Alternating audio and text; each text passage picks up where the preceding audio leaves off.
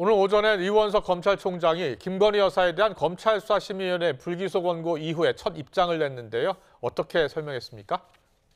네, 지난 6일 검찰수사심의위원회가 명품 가방 수수 의혹 사건에 대한 김건희 여사의 모든 혐의에 대해 불기소를 권고한 뒤 이원석 검찰총장이 처음으로 입장을 밝혔는데요. 이 총장은 어떤 결정이 내려지든 외부 민간 전문가 의견을 존중해 사건을 처리하겠다는 마음을 이전부터 밝혀왔다며 수심위 결정을 존중하겠다는 뜻을 밝혔습니다. 수심위 결론이 국민의 법감정에 맞지 않는다는 비판에 대해서는 윤석열 대통령도 언론을 통해 현명하지 못한 처신이라고 밝힌 것으로 안다고 운을 뗐습니다.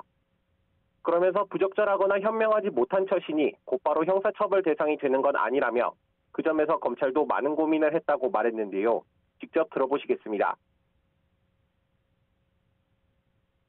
현명하지 못한 처신, 부적절한 처신, 바람직하지 못한 처신이 그것이 곧바로 법률상 형사처벌의 대상이 되거나 범죄 혐의가 인정되는 것은 아니다는 점, 두 가지 문제가 차원이 다르다는 점에서 이 총장은 그러면서 이번 기회에 공직자의 배우자에 대해서도 법령상 미비한 점을 정비할 필요가 있다는 개인적인 생각도 밝혔습니다.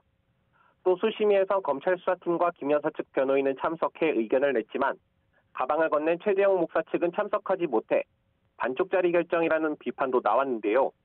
이에 대해 이 총장은 누구를 불러서 물어볼지 어떤 자료를 요구할지 정하는 것도 모두 수심위가 결정한 거라면서 외부 전문가들이 낸 의견을 존중할 필요가 있다고 생각한다고 밝혔습니다. 또 수심위를 폐지해야 한다는 비판에 대해서는 결론이 뜻에 맞지 않는다고 해서 절차를 모두 없앤다면 법치주의에서 미리 정해둔 절차가 의미 없게 된다고 지적하기도 했습니다. 검찰은 오늘 13일로 예정된 이 총장의 퇴임식 이전에 김 여사에 대한 최종 무혐의 처분을 내릴 것으로 보입니다. 지금까지 대검찰청에서 YTN 김태원입니다.